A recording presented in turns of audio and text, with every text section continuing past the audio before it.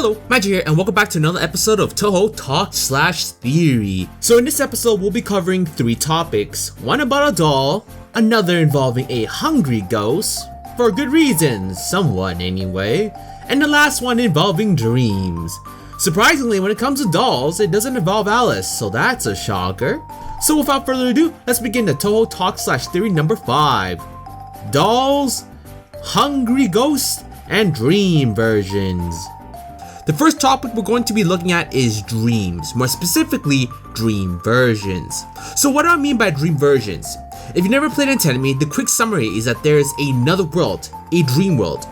Dormy resides there and is the ruler of it. In the dream world, there are clones or dream versions of characters with their extreme behaviors. A more honest look at the character, if you will. Dream Raising doesn't give a fuck and just called people out on their shit. Dream Mammies though is actually scared of humans.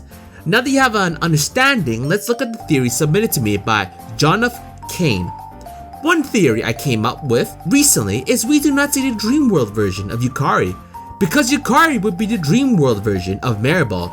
Yet another version of the Maribel is Yukari trope. For those who might be newer to the series, let's explain a little bit about Maribel.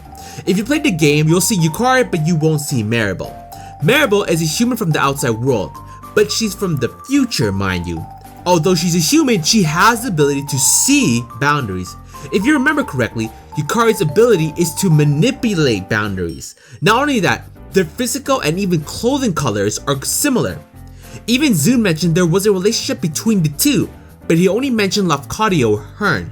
This Maribel stuff is so intense that there's a whole video dedicated to it. That's as condensed as I was able to get from Maribel. There are many fan theories that believe Yukari and Maribel are one and the same, Yukari being the dream versions of Maribel once she becomes more powerful and so on. In the game, we see many dream versions of the girl, but never Yukari's. Jonathan's theory believes that because of the whole Maribel equals Yukari deal, then there wouldn't be a dream version because Yukari herself is already the dream version, and Maribel is the original. Correct me if I'm interpreting your theory wrong, Jonathan. But if I'm correct, I really like this theory as it takes a pretty well-known fan theory and twists it into Antinomy with its dream world deal. Very thoughtful, made me think about it for a few minutes. I want to believe in the whole Maribel equal Yukari deal, but I'm just gonna wait for Zune to confirm it or not. This next theory is one I've certainly never come across before, let me tell you. Let me show it to you. This one was submitted by Robert. I have 2 theories about Yuyuko's aggressive hunger.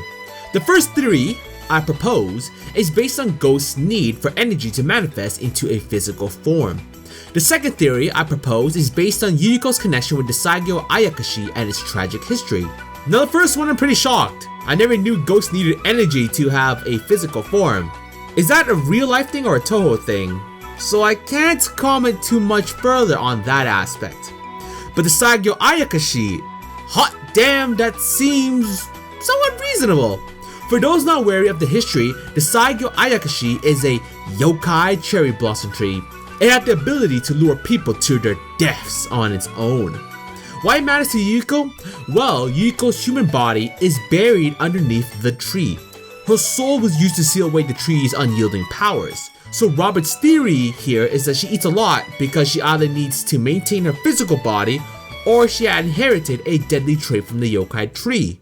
Either way, it's certainly cool to think about. So this last theory will involve dolls, but not one from Alice, mind you. This doll rolls so low. Medicine. So today we're going to be looking at something that many of us might not have thought of before. I certainly haven't until I saw this. This theory comes from my homie Glenn, so you know shit is gonna be real.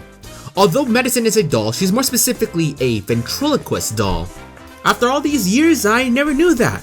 Fuck me sideways. So these dolls have a component to them I never knew. I'm going to be showing a picture right now, but they have a string attached to their mouth on the inside, which goes to the head and to the back of the neck. If she's indeed a ventriloquist doll, she's gotta have that. Although with Zune's official picture for her, she's facing us, so we can't see her back. Glenn gave me a fan picture of Medicine, but this artist didn't forget that small detail. It's sorta hard to see that string there, but I trust my homie on this. We now gotta talk about Tsukumogamis. Tsukumogamis are yokais created by tools. Two good examples are Kogasa and Kokoro. So Tsukumogamis like Kogasa have a form outside of their original, like Kogasa actually being an umbrella and Kokoro being 66 mask at first. So we know one form that is the main doll that we're staring at, but according to Glenn's theory, there should be another form that's close to the original. If you notice the original picture, plus some fan art Glenn used, you may have noticed something. There's always a small thing flying near Medicine. So the theory here is that Medicine is the doll, yes, but she needs an outside force to control the doll, hence the smaller thing. I have heard of this theory before of the small thing being the main Medicine and it's controlling the big one. But Glenn was the only one who used the whole mechanics of an actual ventriloquist doll to explain the theory, which I really enjoyed, which made the possibility of the little thing controlling the big doll seem more plausible. But yeah, I hope you guys enjoyed this episode. Which of the three theories did you enjoy? Do you think it's possible we didn't see Yukari's dream world version because Yukari was already the dream version? Do you think Yuyuko's one hungry ghost due to those two reasons? Or are you more leaning towards the idea of the little doll being the main chief of this whole solo doll operation? If you guys enjoyed this episode, please give it a like and subscribe, or else my dream world version might come to life and he might be blasting you guys in the comments. Who knows? Either way, this is Magi and thanks again for watching.